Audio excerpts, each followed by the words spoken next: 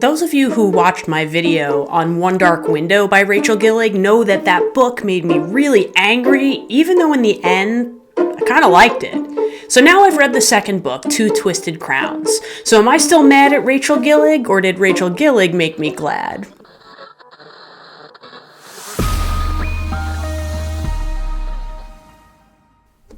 Hi, I'm Amanda, and this is Spineless Books, your one-stop shop for all things audiobook. Now, many of you know that One Dark Window really bothered me. I found that book had a ton of hype, and I was really interested to read it. But as I was going through the entire first half of the book, I found it abominably slow. It was really frustrating. But the hype is what made me push through the difficult parts. Now, sometimes when that happens, it's not worth it. Great example, God of the Woods. That book was totally overhyped in my opinion. I really didn't like it, I never found it interesting, and I finished it honestly sort of out of spite to figure out why everyone was so gung-ho about this book. So with One Dark Window, I was hopeful that the hype was worth it, but I really was doubtful in the first half. However, this book surprised me, and I was really impressed by the end of the book, and I found that I was really excited to read the second book. I'm just going to come out and say it. Two Twisted Crowns was even better than One Dark Window. Significantly better, in my opinion. It took all of the momentum from the second half of book one, and it just ran with it. It dropped you right in the action, and I found immediately all of the pacing issues that I found in the first book were gone. There was absolutely none of that in the second book. I think I was able to identify one of the problems I had with the first half of book one by reading this book. It's Elsbeth. I actually find Elsbeth pretty boring, and she's a huge focus in book one. But in book two, other characters rise to the forefront and become more important. It's not just about Elsbeth and the nightmare anymore. There's a lot more players in the game. And there are players who were there in the first book but didn't have the same emphasis, and I found I really liked all of the new important characters in book two. Now, of course, I can appreciate the importance of Elsbeth. She's sort of who this entire story revolves around. But what do you do when your main character is sort of a snooze? You write more characters, and Rachel Gillig did that really well in this book.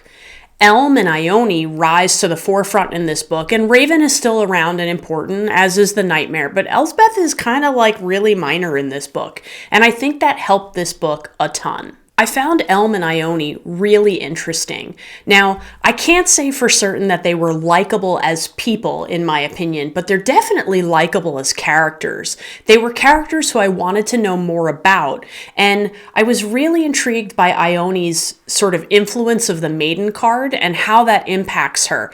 I think Rachel Gillig wrote a really fascinating storyline about the impact of that card on her personality, and I appreciated the way I saw that transition over the course of the story. Now, Elm was a pretty minor character in book one, but he's much more interesting in book two. Without spoiling anything about this second book, I will say the pacing was incredibly improved.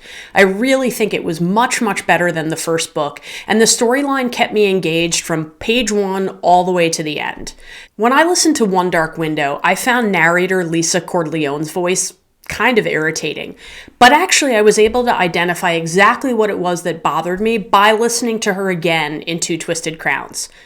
It really wasn't her narration. She's actually a pretty good narrator. It was the way that she voiced the nightmare. It felt like a cartoonish voicing of the character, and I think it took me out of the seriousness of the rest of the novel. And since there was a lot less of that in book two, I didn't find myself quite so bothered by her. I do say that her pacing is a little bit slow. Now, that's just a personal preference. It's not a critique on her narration, but to me and the speed that I like to hear a book, I found her a little bit slow. I think minus that one voicing of the nightmare, that was really the only thing that set me off about her, but there was a lot of that in the first book, so it makes sense that she bothered me in book one and didn't bother me hardly at all in book two. I think the low-level suffering that I felt like I was doing during the first half of One Dark Window was vindicated by the end of the series. I I didn't really feel like it bothered me overall in the end. I would not, however, want to go back and reread the first half of book 1, but from the midpoint of book 1 on to the end of book 2, I very much enjoyed this story. Rachel Gillig has a new book, The Night and the Moth, coming out later this year. I would be willing to entertain it for sure. It's not a book I'm going to run out and grab the moment it's released. Definitely not. But when I have some time and it comes up for me, it's something that I would definitely read. I think she's a good writer. I think she struggled to build the world at the beginning of the book, but once she got her legs under her, the books were actually pretty darn good. I'm glad in this case that the hype was enough to let me finish book 1, and book 1, by its own end, got me really ready for book 2. And I enjoyed book 2 very much. No real criticisms of that second book. I think it was a strong finish to the series, and I liked it a lot more. I feel like Rachel Gillig found her groove. But remember, you might love what I hate and hate what I love, so make your own opinion. But thanks for listening to mine. I hope you like and subscribe. See you next time.